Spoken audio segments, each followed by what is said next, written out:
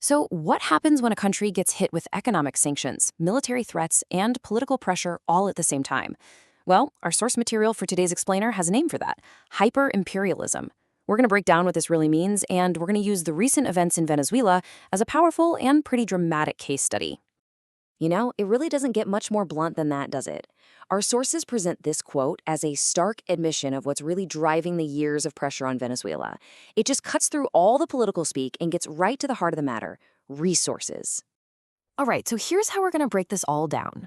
We're going to trace the story through 5 key parts. We'll kick things off with a pretty wild abduction, then we'll define the concept used to explain it. From there, we'll see how it all played out in Venezuela, dig into the motives, and then zoom out to see what this means for the whole world. Okay, let's get into it. The story, as told by our sources, really explodes with a dramatic event in January 2026, something that brought this entire conflict to a boiling point. So, what our sources describe here is a direct military operation that ends with the capture of a sitting head of state. Now, this isn't some covert op or a proxy conflict. It's framed as a full-on abduction. It even led President Maduro himself to declare his status, not as some captured leader, but as a prisoner of war. So why this number, 80? Well, the sources really emphasize this number to push back against any claims that the president was just, betrayed by his own people. This figure is meant to show you this was a violent, heavily resisted operation, a real firefight, not some quiet handover. And that wild event, it brings us to the big idea for today's explainer. According to the source material, this wasn't just some random incident. No, it was a textbook example of a specific system at work, a system they call hyper-imperialism. So what is it exactly? Think of it as a modern, supercharged form of domination. It's not just about military force or economic sanctions on their own. It's about combining all of it: economic, military, political, and media power into one single overwhelming force designed to bring a country to its knees. And the thing you gotta remember is that it's not just one of these things. It's a full-on, coordinated assault using all 4 of these pillars at the exact same time. You wreck a country's economy, you park warships off their coast, you mess with their politics, and you control what the world hears about it. It's a total, all-angles strategy. Okay, so that's the theory. But what does it actually look like in the real world? The sources use Venezuela as the perfect case study to show exactly how these pieces work together, moving from a definition to direct action. Our sources lay out this timeline, and it shows how the pressure just builds and builds.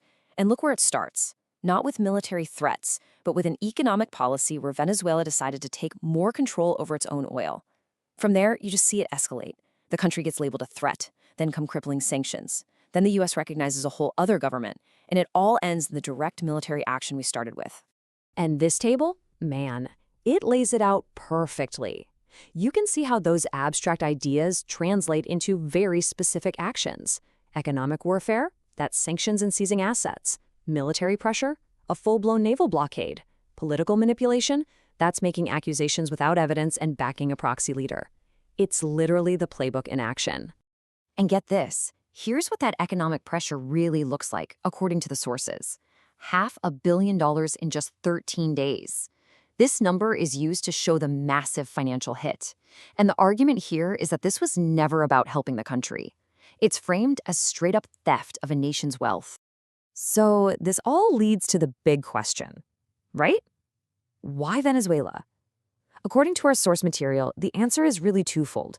One part is buried deep in the earth, and the other is all about challenging a political idea.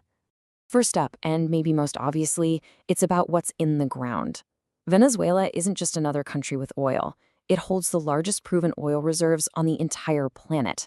In a world that still runs on this stuff, that makes it an absolutely massive strategic prize. And our sources present this quote to argue that, look, this isn't some new idea that just popped up. Instead, it's framed as just the latest chapter in a long-running U.S. policy, laid out right here in a 2001 report, to secure the world's energy by any means necessary.